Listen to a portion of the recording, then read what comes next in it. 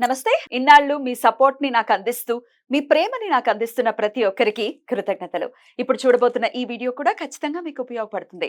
Like, share and subscribe చేసి మీ ఇష్టాన్ని అలాగే మీ సపోర్ట్ ని నాకు అందించండి. అలాగే ఈ వీడియో పట్ల మీ అభిప్రాయాన్ని కామెంట్ సెక్షన్ లో కామెంట్ చేసి నాకు తెలియజేయండి. నమస్తే, వెల్కమ్ టు అవర్ ఛానల్. నేను పద్మిని. ప్రస్తుతంతో పాటు ప్రముఖ ఆధ్యాత్మికవేత్త, వాస్తు జ్యోతిష పండితులు, లలిత ఉపాసకులు, వాస్తు జ్యోతిష శిక్షణ నిపుణులు బ్రహ్మశ్రీ నానాజీ పట్నాయక్ గారు మనతో పాటు ఉన్నారు. మాట్లాడదాం. సార్ నమస్తే. సార్ శ్రీమాత్రే నమః. సార్, బోర్డు మీద భృగునాడి అని రాశారు. ఏమిటి సార్ ఈ భృగునాడి అంటే? యాక్చువల్ గా దీని ఫుల్ నేమ్ వచ్చేసి భృగునంద నాడి అండి. భృగునంద నాడి Yeah. అంటే అస్ట్రాలజీ ఆబ్వియస్ గా మీరు చాట్ కూడా వేశారు కాబట్టి Yeah. మీరు భృగునందన్ నాడిని కూడా బేస్ చేసుకుని ప్రిడిక్షన్స్ ఇస్తారా? Exactly. ఎంత అక్యురేట్ గా వస్తుంది భృగునందన్ నాడి? Mm. ఆల్రెడీ అస్ట్రాలజీ గ్రహాలకి సంబంధించి ఆల్రెడీ ఉన్నప్పుడు Mm. మళ్ళీ భృగునందన్ నాడిని ఎందుకు యూటిలైజ్ చేస్తారు? ఈ విషయాలు ఒకసారి చెప్పండి. తప్పకుండా అండి. ఫస్ట్ ఆఫ్ ఆల్ ఏంటంటే భృగు మహర్షి రచించినటువంటిది భృగునంద నాడి.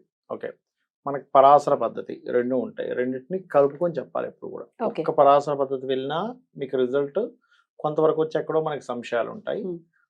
ఉట్టి భృగునంద నాడి వెళ్ళినా సరే మీకు సంశయం వస్తుంది.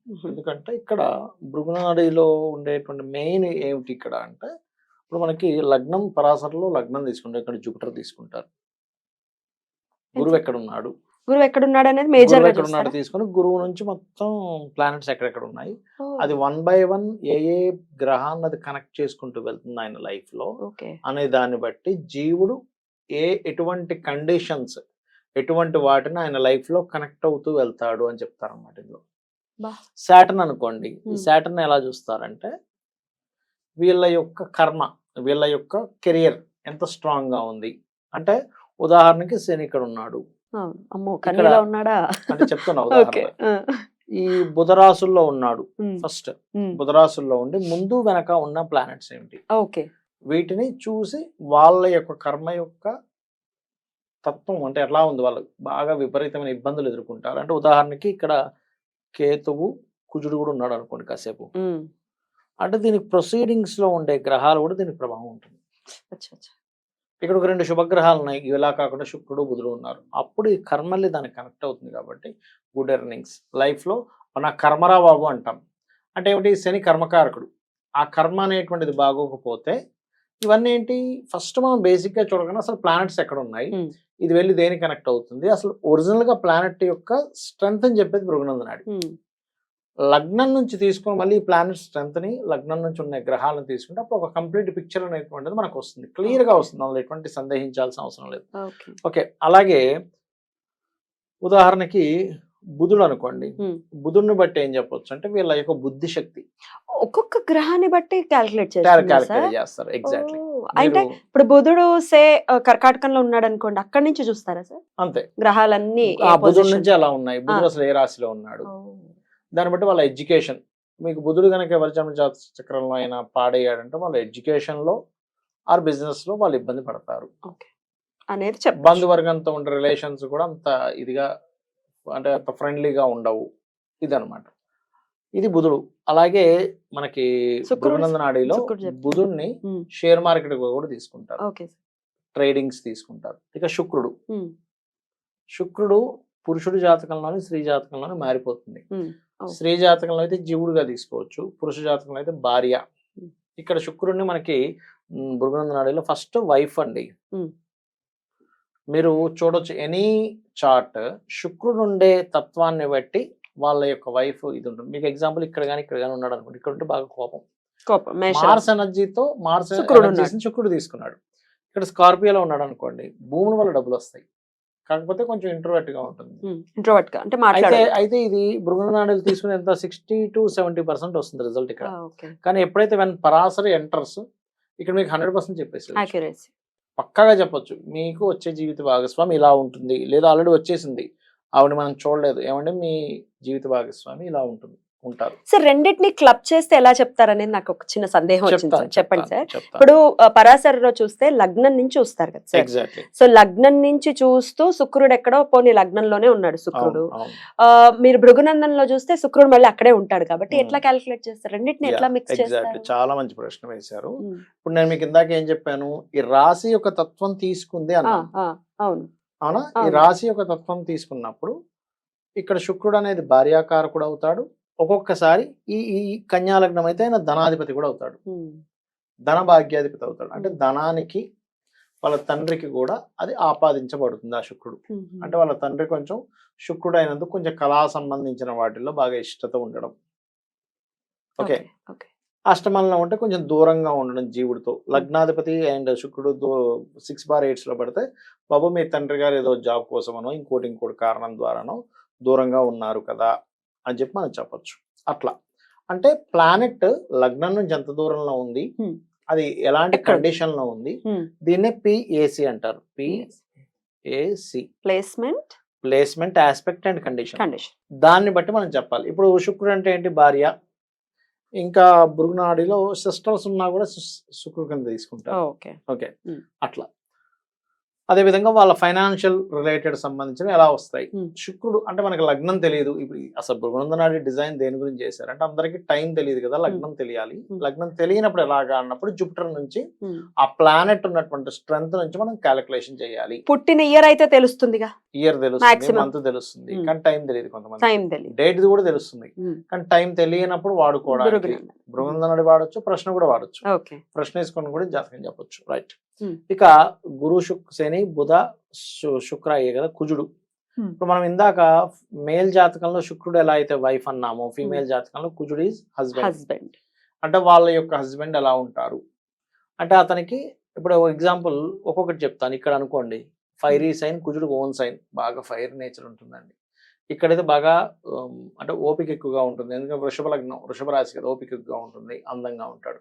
ఇక్కడైతే బాగా తెలివితేటలు ఉంటాడు, వాగ్దాటి ఎక్కువగా ఉంటుంది. ఇక్కడైతేనేమో నీచబడి ఉంటాడు, సో బాగా హడ్డల్స్ ఎదుర్కొంటాడు. ఇక్కడైతే బాగా కింగ్, రాయల్, నేనే గొప్ప అని చెప్పుకునేలా ఉంటాడు. ఇక్కడైతే మళ్ళీ అగైన్ తెలివిగా ఉంటాడు, కాకపోతే కొంచెం అప్పులు ఎక్కువ చేసే ఛాన్సెస్ ఎక్కువ ఉంటుంది. ఇక్కడైతేనేమో సర్వసాధారణంగా భృగునాడిలో ఇక్కడ ఏదైనా పాపగ్రహం ఉంటే వాళ్ళకి న్యాచురల్గానే మ్యారిటల్ లైఫ్లో కొంత డిస్టర్బెన్స్ ఉంటుంది, న్యాచురల్ 7th కాబట్టి.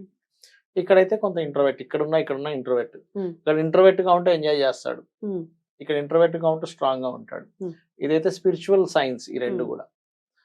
ఇది కామన్ గా కొంచెం ఇక్కడ కుజుడికి ఎగ్జాల్టెడ్ కాబట్టి మంచిదే. వేరే ప్లానెట్ అయితే కొంచెం ఎక్కువగా వాళ్ళ లైఫ్ లో అంటే అక్కడ ఏది ఉంటే అది. ఇప్పుడు జూపిటర్ ఉన్నాడు, వాళ్ళ లైఫ్ లో అది నీచ స్థానం, లైఫ్ లో చాలా స్ట్రగుల్స్ ఫేస్ చేస్తాడు అనొచ్చు. అయితే ఇక్కడ మనం పరాశర పద్ధతిలోకి వెళ్ళి ఈ ప్లానెట్ ఓకే అలా ఉంది, కానీ దానికి ఏదైనా ఆధిపత్యం వచ్చిందా రాలేదా, అసలు దాని యొక్క ఇప్పుడు జూపిటర్ దశే రాలేదు, ఏం చేసుకుంటాడు, నిశ్చలంలో ఉంటే ఏముంది, ఏమీ లేదు. లేదా చిన్నప్పుడు అయిపోయింది, ఏ పునర్వసం చిన్నప్పుడు అయిపోయినా ఎండింగ్ లో వచ్చినా సంబంధం లేదండి. అదే మహర్దశకి అంతర్దశలో కూడా సంబంధం లేదు. మీకు చిన్నప్పుడు అయిపోయింది అంటే ఎగ్జాంపుల్ ఏ పునర్వసు 4వ పాదం పుట్టాడు, పుట్టిన 3 ఏళ్ళకి అయిపోయింది. కాకపోతే దానికి వచ్చిన కారకత్వం ఏ రోగ కారకత్వం వస్తే చిన్నప్పుడు ఆ జీవుడు, అమ్మాయి కావచ్చు అబ్బాయి కావచ్చు, వాళ్ళ హెల్త్ పరంగా కొంత ఇబ్బంది పడతారు.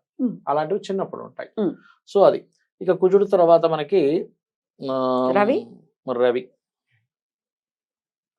రవిని జన్మజాతకంలో చూసేది ఏంటంటే నాడిలో తండ్రి కొడుకు. తండ్రి యొక్క తత్వం ఏంటి, రవి 12 రాసులు ఎక్కడ ఉన్నాడు, ఇక్కడ ఉంటే బాగా తెలివైన వాడు, ఇక్కడ ఉంటే బాగా ఎక్కువ తిరుగుతుంటాడు, ఇక్కడ ఉంటేనేమో బాగా కింగ్ లా ఉంటాడు, ఇక్కడ ఉంటే కూడా బాగా అగ్రికల్చర్ రిలేటెడ్ చేస్తుంటారు, ఇక్కడ ఉంటేనేమో నీచబడి ఉన్నాడు కాబట్టి ఆయన చాలా కష్టాలు పడ్డాడు, ఇక్కడ ఉంటేనేమో ఆయనకి అధికారం ఉన్నా సరే సైలెంట్ గా ఉంటాడు, ఇక్కడ ఉంటేమో ఆధ్యాత్మిక యోగం ప్లస్ ఈ జీవుడికి కూడా ఇంట్యూషన్ యోగాలు ఉంటాయి, ఇక్కడ అక్కడ ఉంటాయి అని అలా చెప్పొచ్చు.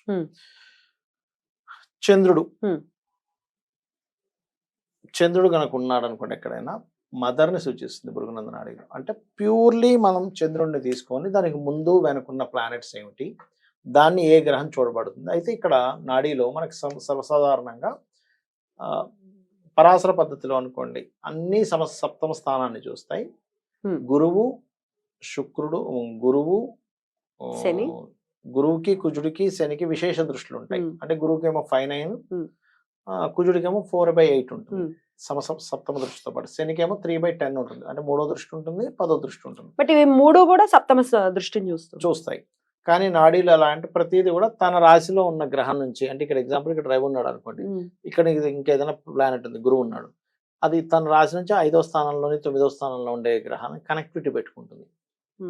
ఎందుకంటే సేమ్ స్టార్స్ ఉంటాయండి ఇందులో అశ్విని భరణి కృతిక అంటే ఇక్కడ మకా పుబ్బ ఉత్తర, కేతు శుక్ర రవి నక్షత్రాలు, ఇక్కడేమో మూల పూర్వాషాఢ ఉత్తరాషాఢ, మళ్ళీ అగైన్ కేతు శుక్ర రవి నక్షత్రాలు, ఇక్కడ మళ్ళీ సేమ్ ఇలాగ 159 సంబంధాలు ఉంటాయని నాడీ చెప్తుంది. ఓకే. ఓకే, అయితే ఇప్పుడు మనకి ఎన్ని గ్రహాలు అయ్యాయి? ఇక్కడ ఒక 7 అయ్యాయి.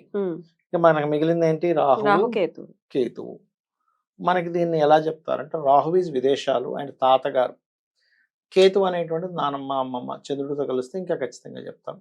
ఇంకోటి ఏంటంటే కేతు మూమెంట్ ఎలా ఉందో దాన్ని బట్టి వాళ్ళకి ఆయా విషయాల్లో ఆటంకాలు ఏర్పడతాయి. కేతు రాహు వల్ల ఏంటంటే వాళ్ళకి విదేశాలకు వెళ్ళడానికి ఆ యొక్క విషయాల్లో వాళ్ళకి ఏదైనా ఒక ఆశ కలిగించడానికి రాహు తోడ్పడతాడు. టైం అనమాట, రాహుకేతులు టైమింగ్ ఇచ్చేది. రవిచంద్రుడు కూడా టైమింగే, కాకపోతే అక్కడ తండ్రి కారకత్వం మదర్ కారకత్వం కూడా వచ్చింది. ఈ రకంగా ప్లానెట్స్ అన్ని వేసుకొని life sustainer of the planet is Jupiter కాబట్టి జూపిటర్ మూమెంట్ ఎలా ఉంది, ఏ ఇయర్లకి ఎక్కడెక్కడ తిరుగుతున్నాడు, అసలు కర్మ దేన్ని వీళ్ళకి సంబంధం లేకుండా కర్మకారకుడు మూమెంట్ ఎలా చెప్తారంటే అసలు వీళ్ళకి సంబంధం లేకుండా ఇరుక్కుంటారు కొన్నిట్లో. వీళ్ళకి సంబంధం లేకుండా లక్ కలిసి వస్తుంది. అసలు ఏమనుకోలేదండి ఆయన సడన్ గా జరిగింది, బాగా ఎదిగిపోయాడు అంటాం.